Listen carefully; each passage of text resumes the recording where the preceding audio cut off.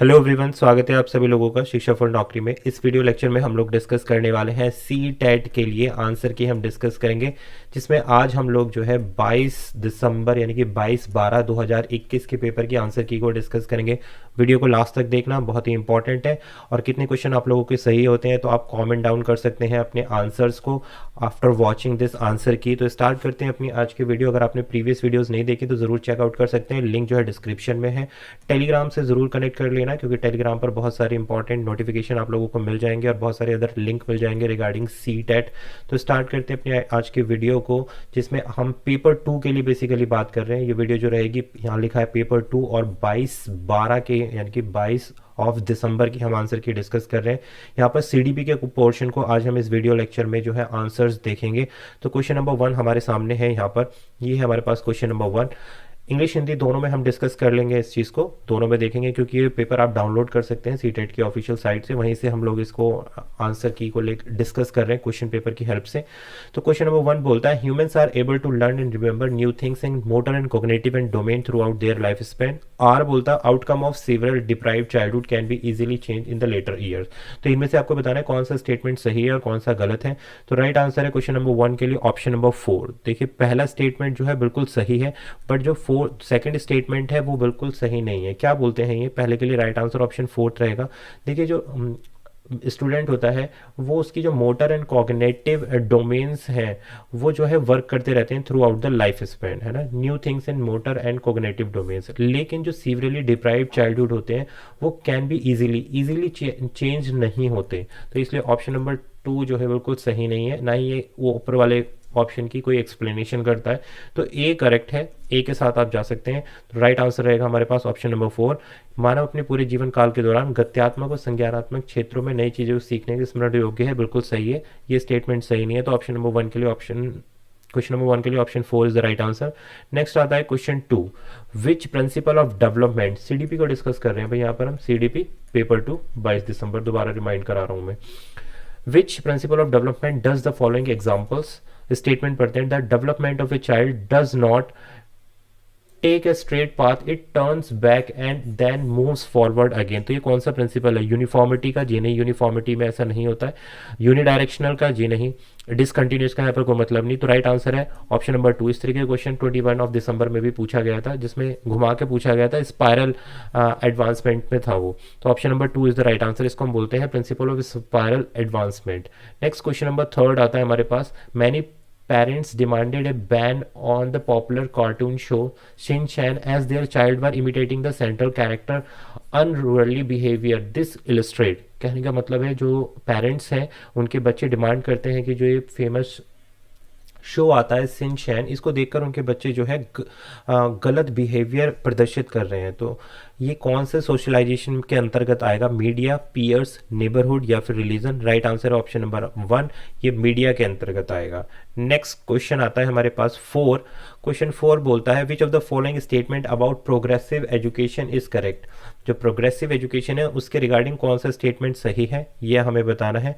तो right answer है question number 4 के लिए option number 3, it involves experimental learning and assessment through a various methods. देखिए, जो गतिशील प्रोग्रेसिव एजुकेशन है वो किस चीज़ पर आधारित होती है? एक्सपेरिमेंटल लर्निंग के, लर्निंग बाय डूइंग। और जो इसका असेसमेंट होता है उसको हम डिफरेंट तरीके से, डिफरेंट मेथड का इस्तेमाल कर सकते हैं। तो ऑप्शन 3 इसके लिए बिल्कुल सही है। नेक्स्ट क्वेश्चन आता है क्वेश्चन नंबर 5। जीन पियाजे propose the following sequence of development stages. आपको बताना है कि चार डेवलपमेंट स्टेज हैं जीन पियाजे की, उसका सही क्रम क्या है। ये क्वेश्चन 21 ऑफ दिसंबर में भी पूछा गया है। देखो, जीन पियाजे से बहुत सारे क्वेश्चन आए, लैब वाइगोस्की से बहुत सारे क्वेश्चन आए हैं और इंक्लूसिव एजुकेशन से बहुत सारे क्वेश्चन पूछे गए हैं। राइट आंसर रहेगा यहाँ पर ऑप्शन नंबर 2। पहले आता संवेगी मोटर यानी कि sensory motor, pre operational, then concrete and then formal operational stage. तो स्टेटमेंट क्वेश्चन नंबर 5 के लिए second option. Next question 6। According to Jean Piaget, which of the following question will be answered only by the children in formal operational stage? आपको बताना है gene पियाजे के अनुसार formal operational stage कौन सी होती है? जो लास्ट स्टेज है, 4th स्टेज के अकॉर्डिंग कौन सा जो है स्टेटमेंट सही है? तो राइट आंसर है हमारे पास option number 2, if A is greater than B, B is greater than C, then what is the relation between A and C.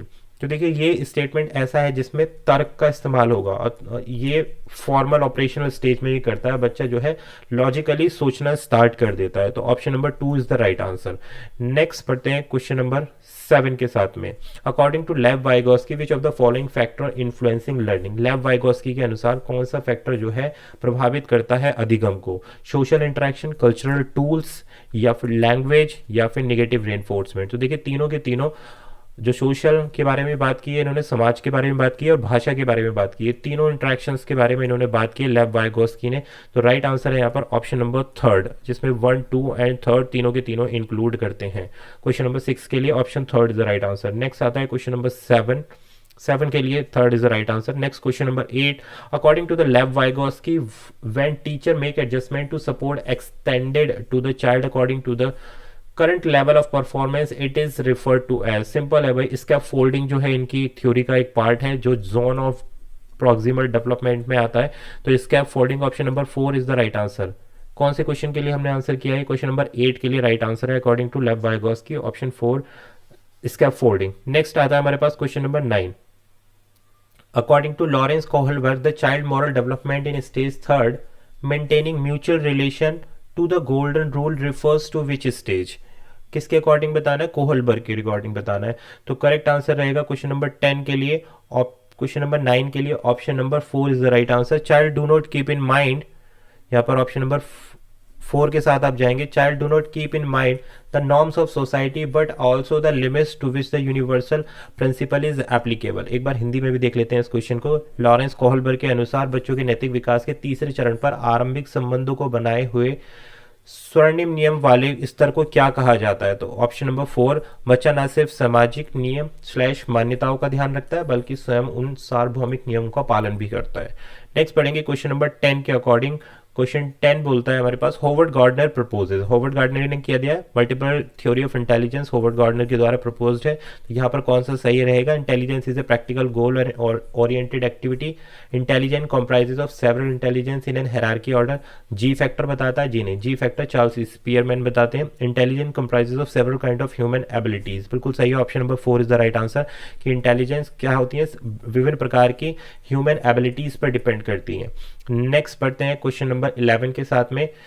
Question 11 बोलता है several television commercial depicts man and women in stereotypes role, how should a teacher discuss this issue in her classroom. कि भाई जो इस gender stereotype है उसको teacher किस तरीके से, जेंडर भेदभाव है, डिस्कस कर सकता है, समझा सकता है बच्चों को अपने क्लासरूम में। तो क्वेश्चन नंबर 11 के लिए हमारे पास राइट आंसर है option number 2, she should encourage student to analyze it critically and arrived at the reasoned decision. कहने का मतलब है कि वो बच्चे को एनकरेज करेगा कि आप स्टीरियोटाइप जो टॉपिक है उसको एनालिटिकली और क्रिटिकली सोचे समझे और उसके बाद एक मैच्योर डिसीजन ले।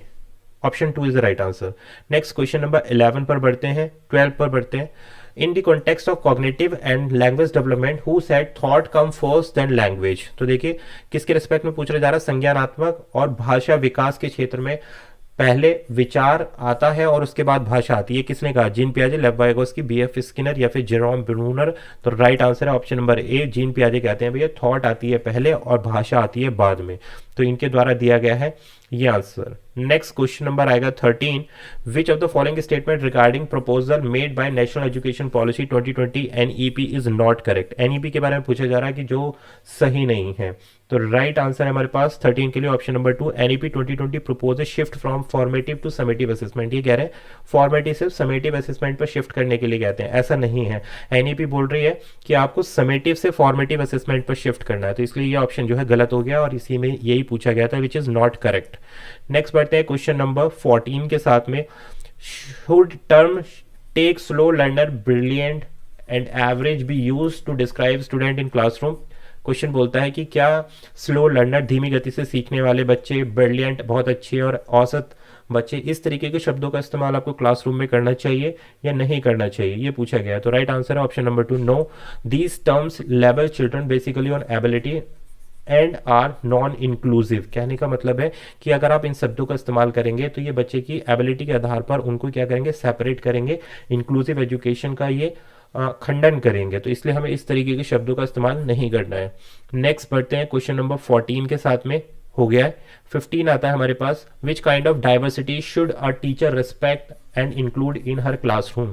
तो देखिए यार, इस क्वेश्चन के एक से ज़्यादा आंसर भी हो सकते हैं, ठीक। रीजनल, सोशो कल्चर, इकोनॉमिक या लिंग्विस्टिक। अब इन्होंने पूछा है कि विच kind of diversities should a teacher respect, किस प्रकार की डाइवर्सिटीज यानी कि किस प्रकार की विविधताओं को टीचर के द्वारा रेस्पेक्ट किया जाना चाहिए अपने क्लासरूम में। तो देखो यार, regional, socio culture, economic, linguistic. तो यहाँ मैं बात करूँ तो देखो, ये सोशल कल्चर के आधार पर भी जो आपकी विविधताएं होती हैं या भाषा के आधार पर जो विविधता होती है, तो दोनों को ही रेस्पेक्ट दिया जाना चाहिए। तो अगर हम इसमें से एक आंसर चूज कर रहे हैं तो यहाँ पर ऑप्शन नंबर 4 के साथ जाइए, लेकिन इसका आंसर 2 और 4 दोनों में ही इंक्लूड करता है। तो राइट आंसर इसका अभी के लिए ऑप्शन नंबर 4। आप अपने आंसर कमेंट कर सकते हैं इस क्वेश्चन के लिए। नेक्स्ट बढ़ते हैं आगे, question number 16। Murali, a grade 4 student is able to read only at the level of grade 1 student. He also has a difficulty matching sound, spelling words and reading letter. Murli shows characteristics of। तो देखो यहाँ पर क्या है भाई, simple simple सा यहाँ पे पढ़ने संबंधित विकार आ रहा है, इसको हम बोलेंगे ऑप्शन नंबर 3 डिसलेक्सिया। डिसलेक्सिया का मीनिंग क्या है, रीडिंग डिसऑर्डर जिसको कहते हैं, तो डिसलेक्सिया आ जाएगा यहाँ पर। डिसग्राफिया क्या होता है, राइटिंग संबंधित जो आपका विकार होता है वो आता है आपका डिसग्राफिया। और ये आगे आपका मैथमेटिकल यानी कि मैथमेटिक्स से संबंधित विकार डिस्प्रेक्सिया होता है, जो फाइन मोटर स्किल्स जो है काम करनी बंद कर देती हैं। तो यहाँ पर option number 3 is the right answer. Next बढ़ेंगे, क्वेश्चन नंबर आता है हमारे पास 17। A teacher can identified creative children in her class by, कि क्रिएटिव चिल्ड्रन को किस तरीके से एक टीचर पहचान सकता है अपनी क्लास में। तो राइट आंसर रहेगा क्वेश्चन नंबर 17 के लिए option number 3, their innovative style of thinking. उनका विभिन्न प्रकार से यानी कि अलग प्रकार से, इनोवेटिव का मतलब होता है, हिंदी में देख लेते हैं यार, उनके मौलिक सोच के आधार पर। ऐसे इनोवेटिव का मतलब होता है कुछ अलग सोचना, ठीक है, डिफरेंट स्टाइल ऑफ थिंकिंग, जिससे कुछ बच्चा डिस्कवर करके लेके आ सके। तो option number 3 is the right answer. Next question देखते हैं हम 18 क्वेश्चन हमारे सामने ये रहा। What are the following behaviours primary characteristics of impulsive, low attention और इनएबिलिटी टू सिट लॉन्ग। तो ये पूछा गया है कि जो बच्चे जिनका अटेंशन स्पैन यानी कि ध्यान केंद्रित करने का समय बहुत कम होता है, बहुत ज़्यादा इम्पल्सिव होते हैं और एक जगह टिक कर नहीं बैठते हैं, ऐसे बच्चों को हम क्या बोलते हैं। तो राइट आंसर है, इनको बोलते हैं अटेंशन डिफिकल्ट हाइपर डिसएक्टिविटी डिसऑर्डर बोलते हैं, जिसको शॉर्ट में ADHD भी कहा जाता है। इस तरीके के बच्चे को ADHD बोलते हैं। Option 3 is the right answer. Next question 18 हो गया। 19 पे बात करते हैं, विच of the following strategies does not promote inclusion. कौन सी ऐसी नीचे स्ट्रेटेजी है जो इंक्लूजन को प्रमोट नहीं करती है। Flexible grouping, differential instruction, ability grouping या reasonable curriculum accommodation. Right answer रहेगा एबिलिटी ग्रुपिंग। एबिलिटी ग्रुपिंग का मतलब होता है कि आप बच्चों को उनकी एबिलिटी के आधार पर अलग अलग कर देंगे, तो वो इंक्लूजन का पार्ट नहीं है, आपको अलग नहीं करना है, एक ही क्लासरूम के अंदर सभी को कॉमनली ट्रीट करना है। नेक्स्ट पढ़ते हैं अभी क्वेश्चन 20 के साथ में, विच of the following is not a characteristics of child with giftedness. कौन सी बच्चे की विशेषता नहीं है अगर चाइल्ड गिफ्टेडनेस में आता है। High level of commitment, prefer work independently, ability to recognise multiple options while working on problems, eagerness to repeat the task and multiple times. तो 20 के लिए राइट आंसर है हमारे पास option number 3, ability to recognise multiple options while working on a problem. Hindi में देखते हैं, देखो थोड़ा इसको हिंदी में समझो। एक ही काम को अनेक बार दोहराने की व्याकुलता, ये किसके पास, ये एक गिफ्टेडनेस बच्चे की कैरेक्टरिस्टिक्स नहीं होती है। किसी समस्या पर काम करते हुए अनेक विकल्पों की पहचान करना, राइट आंसर है किसका, गिफ्टेडनेस का। स्वतंत्र रूप से काम करना, बिल्कुल सही बात है। उच्च स्तर पर ये high level of critical thinking होती है इनमें, लेकिन एक ही काम को अनेक बार दोहराने की व्याकुलता इनके अंतर्गत नहीं होती है। तो स्टेटमेंट नंबर 3 राइट आंसर है ऑप्शन 3 क्वेश्चन 20 के लिए। नेक्स्ट क्वेश्चन आता है हमारे पास क्वेश्चन 21 हमारे पास आता है, a teacher should employ classroom management strategies which focus on. Teacher को जो क्लासरूम मैनेजमेंट स्ट्रेटेजीज किस तरीके से प्रकार करनी चाहिए, किस तरीके से प्रिपेयर करनी चाहिए। क्वेश्चन नंबर 21 के लिए right answer option number 4, giving ample opportunities for self reflection. तो option 4 is the right answer है कि अपनी प्रतिक्रियाओं के लिए प्रचुर अवसर देना बच्चों को। Option 4 correct answer. नेक्स्ट आता है हमारे पास question number 22, which is the most effective strategy to encourage conceptual development in the children. Again repeated question है, ये 21 दिसंबर को पूछा गया क्वेश्चन है और 22 दिसंबर में फिर दोबारा पूछ लिया है। तो which of the following is the effective strategy to encourage conceptual development? तो right answer option number 4, rewarding student each time they make a conceptual change in their schema. Next question number आता है हमारे पास 23, effective teaching includes, जो प्रभावशाली शिक्षण है वो किस चीज को सम्मिलित करता है? राइट आंसर क्या रहेगा इसका क्वेश्चन नंबर 23 का? ऑप्शन नंबर 2 ये इंक्लूड करेगा 1, 2 एंड 3, यानी कि taking care of emotional needs, curriculum and assessment, flexible grouping for peer interaction, लेकिन रिजिड क्लासरूम मैनेजमेंट स्ट्रेटेजीज में नहीं होगी। तो statement 1, 2 and 3 is the right answer. Next आएगा question 24, Rekha provided a map of India with land form, Rekha ने एक map दिया है, उसमें रिवर्स के थ्रू सिटी को पॉइंट आउट करने के लिए कहा है। तो इसकी जो अप्रोच है टीचिंग लर्निंग की वो किस तरफ जा रही है? रोड मेमोराइजेशन पर? जी नहीं।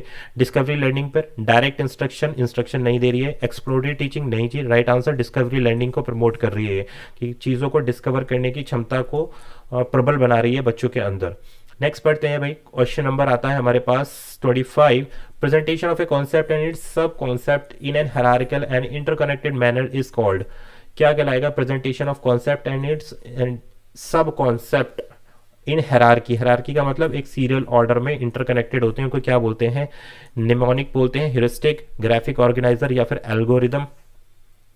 तो यार देखो इसका राइट आंसर मेरे हिसाब से थोड़ा सा यहाँ पर मैं डाउटफुल हूँ, ऑप्शन नंबर 3 के साथ जा रहा हूँ यहाँ पर। अगर आप लोगों के पास और भी कोई सजेशन इस क्वेश्चन के लिए तो आप कमेंट कर सकते हैं, ठीक है। नेक्स्ट बढ़ते हैं आगे क्वेश्चन नंबर 26 के साथ में, several educational reports are revealing that students are underperforming than they expected learning. The first unit of analysis to understand this gap should be, right answer रहेगा यहाँ पर ऑप्शन नंबर 4। देखिए यहाँ पर आंसर टीचर होना चाहिए था, बट यहाँ पर टीचर ऑप्शन में इन्होंने नहीं दिया है, इन्होंने सिस्टम, चाइल्ड, कम्युनिटी या फिर पेरेंट्स दिया है। तो ये कह रहे हैं कि बच्चा अंडर परफॉर्म कर रहा है जितना उसके लर्निंग लेवल्स के अकॉर्डिंग, जो उसकी एक्सपेक्टेशन है, जो जितना चाइल्ड को परफॉर्म करना चाहिए उससे कम परफॉर्म कर रहा है। तो इसको सबसे पहले इस एनालिसिस करने और इस गैप को समझने का सबसे पहला कौन है, कौन ऐसे व्यक्ति है जो इन गैप्स को समझेगा कि बच्चा परफॉर्म अच्छे से क्यों नहीं कर रहा है as per to the expectation. तो सिस्टम, तंत्र समझेगा इसको, बालक खुद समझेगा, कम्युनिटी, समुदाय समझेंगे या फिर पेरेंट्स समझेंगे। तो यहाँ पर एक आंसर टीचर होना चाहिए था, क्योंकि टीचर ही पहला ऐसा व्यक्ति होता है जो चाइल्ड के लर्निंग गैप्स को समझने में मदद करता है, बट इन्होंने यहाँ पर टीचर नहीं दिया। तो इसके बाद जो आते हैं वो है पेरेंट्स। तो देखो चाइल्ड अपने आप तो नहीं एनालाइज कर पाएगा कि भाई क्या रीज़न है, ठीक है। अगर मैं बात करूं कि अगर वो सेल्फ असेसमेंट पर जाता है तब तो चाइल्ड है यहाँ पर आंसर, लेकिन यार इस चाइल्ड की जो लर्निंग गैप्स को फिल करने की रिस्पॉन्सिबिलिटी होती है वो होती है टीचर की। तो यहाँ जो राइट आंसर आएगा आप ऑप्शन नंबर 4 पर जाइए, टीचर के बाद जो सेकंड आते हैं that is parents.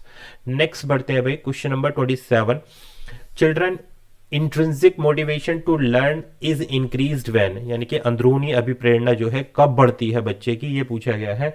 Right answer option number 3, there teaching, their learning environment foster their sense of belongingness and agency.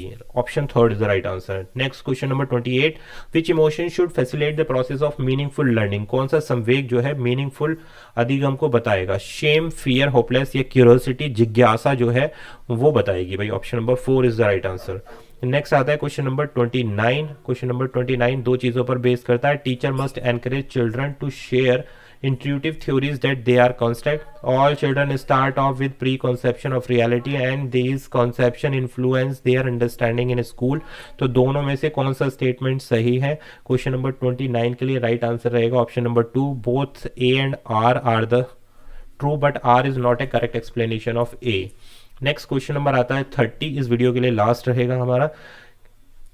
पूछा गया है what task should be focused upon a social constructive classroom, के लिए कौन सी एक टास्क जो है परफॉर्म की जानी चाहिए? टास्क जो चैलेंज भरी हो, या क्रिटिकल थिंकिंग जिसमें इन्वॉल्व हो, जो रिपीटेड हो, या फिर रिकॉलिंग ऑफ टेक्स्ट। तो राइट आंसर रहेगा क्वेश्चन नंबर 30 के लिए ऑप्शन नंबर 1, टास्क जो चैलेंजिंग हो और जिसमें क्रिटिकल थिंकिंग इन्वॉल्व होती है, ऐसी क्लास जो है फोकस करनी चाहिए सोशल कंस्ट्रक्टिव क्लासरूम में। तो option number 1 is the right answer. तो ये थे हमारे सीडीपी की आंसर की। एक क्वेश्चन में हमारा डाउट रहा है, आप उसको कॉमेंट कर सकते हैं, मैंने अपनी तरफ से आंसर उसका बता दिया है। आई होप आपको वीडियो पसंद आई होगी, कितने आपके करेक्ट हुए जरूर कॉमेंट कर सकते हैं अपने answer. Thanks for watching this video.